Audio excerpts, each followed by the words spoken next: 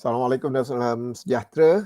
So kita teruskan pembelajaran kita berkenaan dengan kuasi steady flow dan di sini saya akan tunjukkan beberapa tutorial yang melibatkan pelbagai jenis bentuk berkenaan dengan kuasi steady flow. Tetapi rule of thumb ataupun kita kata apa perkara yang pelajar kena tahu ialah pelajar kena faham penggunaan Bernoulli equation dan pelajar perlu faham untuk membuat equation berdasarkan continuity equation. So kita akan lihat kedua-dua aspek itu di dalam tutorial yang akan kita bincangkan. Okey, katakan kita pergi kepada permasalahan pertama, kes 1, constant tank. Okey, kita constant tank di sini. Okey, katakan kita ada dalam keadaan yang mudah.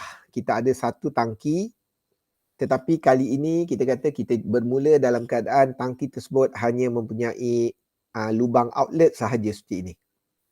Okey, so jadi air akan ada di atas ini. Okey, so diberi dalam soalan diameter, jadi maknanya pelajar perlu faham tangki tersebut adalah bulat. So, tangki ada bulat dan kita kata di bawah ini kita kata ada lubang untuk air keluar.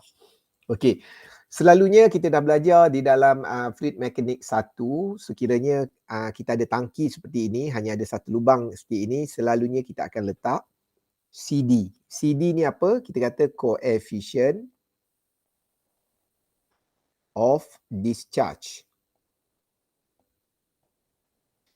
Kerana apa? Kita kata dia adalah minor loss yang berlaku di dalam sekiranya kita ada keadaan seperti ini. So saya tak perlu terangkan perkara ini, kita dah belajar di dalam fluid mekanik 1.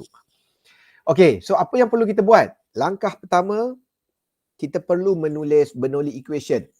Tetapi kita perlu ingat Bernoulli equation yang kita tulis mestilah menjadi equation. Oleh itu, di dalam Z1 ini, walaupun kita tahu ketinggian dia sini kosong, sini air setinggi 2.5 meter, jangan kita tulis 2.5 meter di dalam Z, kita nyatakan ia sebagai function of H.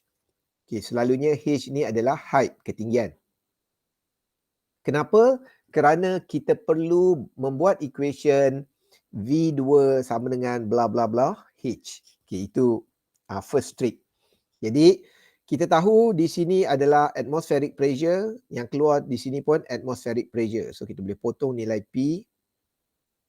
Okay, pada point 1 di sini, kita kata had laju adalah kosong. So, kita boleh potong nilai velocity, tetapi velocity pada V2 tidak boleh kosong.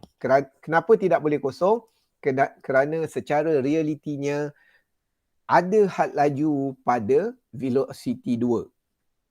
Dan pada Z2 kita boleh jadikan dia kosong kerana kita anggap ini adalah datum ataupun starting point. Dua ni. So kita beri dia kosong. Doktor, So, ya saya. yang ni dia tak ada loss, head loss kan? Adakah Tak. disebabkan tak ada pipe? Betul. Dia tak ada major loss, tetapi kita ada CD ni nanti. Nanti saya tunjuk dekat mana kita nak campur CD ni. Okey, boleh Okey. Okey. Okey, jadi setelah kita buat equation seperti ini, kita boleh menulis bahawa V2 sama dengan square root 2GH. Okey, walau bagaimanapun kita kata nilai V2 sama dengan square root 2GH ini adalah nilai theoretical, maknanya secara teori. Tetapi secara realiti kita dapati bahawa air akan keluar perlahan sedikit. Kenapa air keluar perlahan sedikit? Kerana ada losses. So losses yang berlaku pada lubang ini, kita tak panggil dia sebagai major loss. Kita tidak menggunakan F, L over D, V square over 2G kerana dia tidak ada length. Okay, selalunya kita akan beri dalam bentuk CD, iaitu coefficient of discharge. Jadi macam mana kita nak masukkan nilai CD ini? Okay, keterangan lanjut di dalam fluid 1 sepatutnya awak semua dah belajar. So saya ringkaskan. So kita akan menulis sebagai ini. So maksudnya awak masukkan aja CD tu di hadapan square root 2GH. So nilai CD ini kita kata akan menunjukkan koefisien ataupun peratusan had laju sebenar yang berlaku berbanding dengan theoretical. So ini theoretical, ini adalah reality. Okay, so maknanya kalau ada perkataan CD tu, awak tambahlah supaya ia menjadi bentuk seperti ini. Okey, soalan. Kirakan masa yang air dikeluarkan dari kedudukan H2.5 sehingga H sama dengan 1.25. So maknanya kalau kita tengok keadaan daripada permukaan atas sini hinggalah ke separuh tangki. Okey, jadi apa yang kita buat?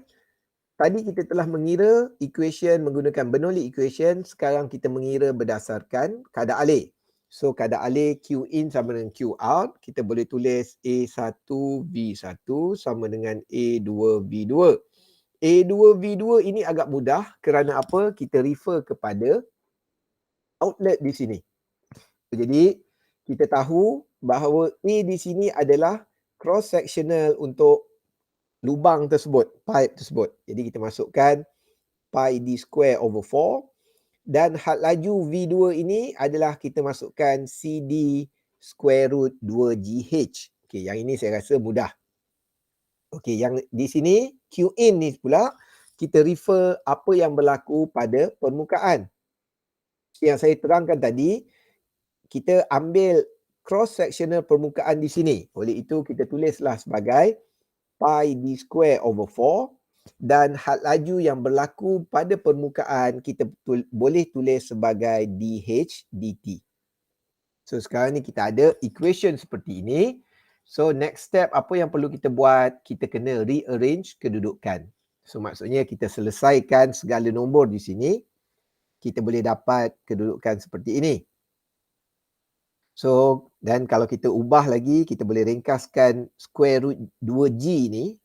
Okay, kita boleh masukkan nilai gravity 9.81 dan kita boleh dapat nilai 6.644 darab 10 kuasa negatif 3 square root H.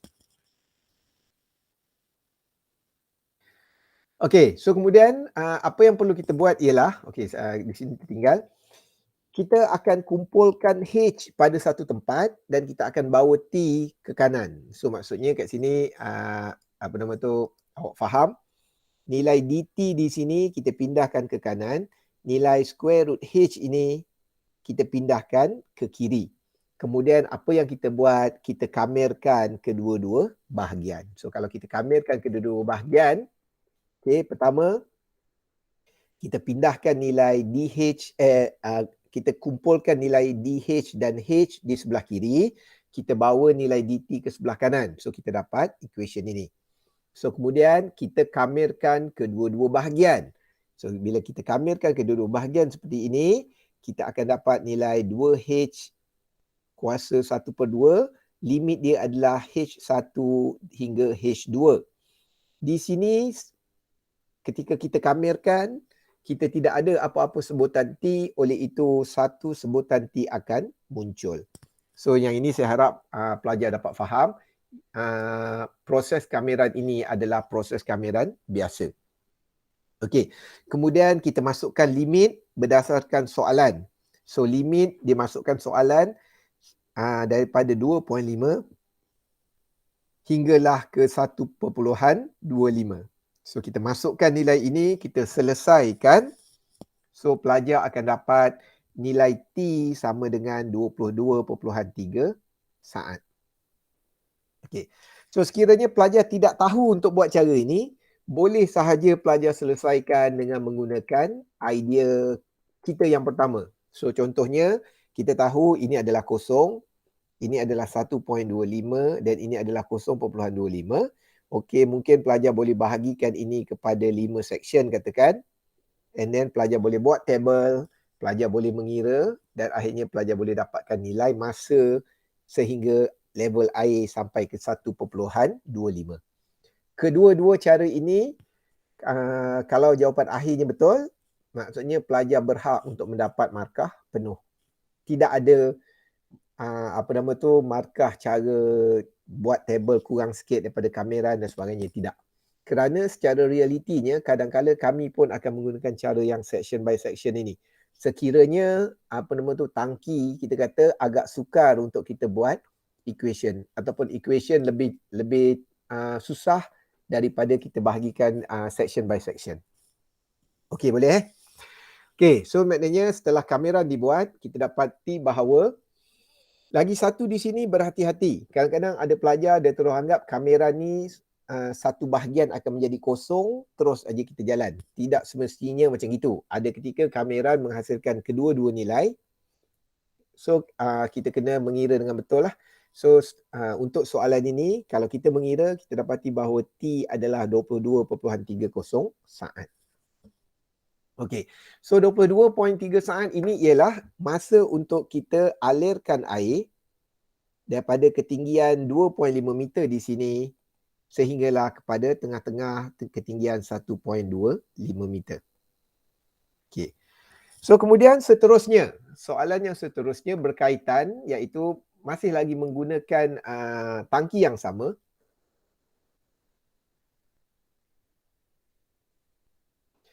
Okey. Soalannya ialah apakah masa yang diperlukan untuk kita mengosongkan tangki, empty the tank. So empty the tank di sini membawa maksud sekiranya kita ada air setinggi 2.5 meter di sini, apakah masa yang diperlukan untuk kita mengosongkan tangki? Maksudnya limit kita adalah kosong hingga 2.5.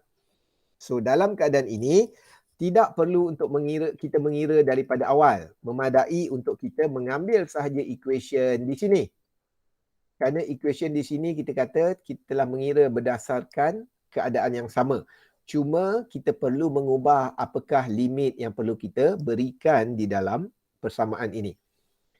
So kita kata kita masukkan limit kosong ataupun kita bacaannya adalah 2.5 sehingga kosong. Kerana ini akan reflect keadaan air daripada ketinggian 2.5 sehinggalah kosong di sini. So kalau kita mengira, kita dapati bahawa nilai T akan sama dengan 76.15 saat. So di sini apa yang pelajar perlu faham ialah soalan pertama, kita mengira apakah masa air mengalir keluar sehingga ia berada pada setengah tangki. So kita dapat jawapannya adalah 22.3 saat. Ada pelajar yang jawab, apakah masa untuk kita empty the tank? So dia akan automatik kata tentulah 22 darab 2. Kerana tadi dah habiskan separuh, kali ini saya nak habiskan separuh lagi. So masa darab 2 iaitu 44.6 saat. So jawapan tersebut kita lihat di sini adalah totally wrong, adalah salah sama sekali. Kita kena faham bahawa pada kedudukan ini, tenaga potential energy adalah paling tinggi. Oleh itu, ia menghasilkan hal laju yang tinggi. Tetapi apabila duduk di tengah, potential energinya akan berkurang dan apabila ia berada di sini, ia akan menghampiri kosong. Oleh itu, kita kata, had laju di atas ini mungkin laju, tetapi had laju di bawah ini akan menjadi perlahan. Oleh itu, masa yang diperlukan untuk mengalirkan air di bawah ini akan menjadi lebih lama. Itu sebab total masa yang diperlukan untuk mengosongkan tangki bukanlah 22.3 didarabkan dengan 2. So yang ini saya harap pelajar dapat learn tentang bagaimana sesuatu keadaan itu berfungsi ataupun bergerak supaya kita kata kita dapat menjawab soalan dengan betul.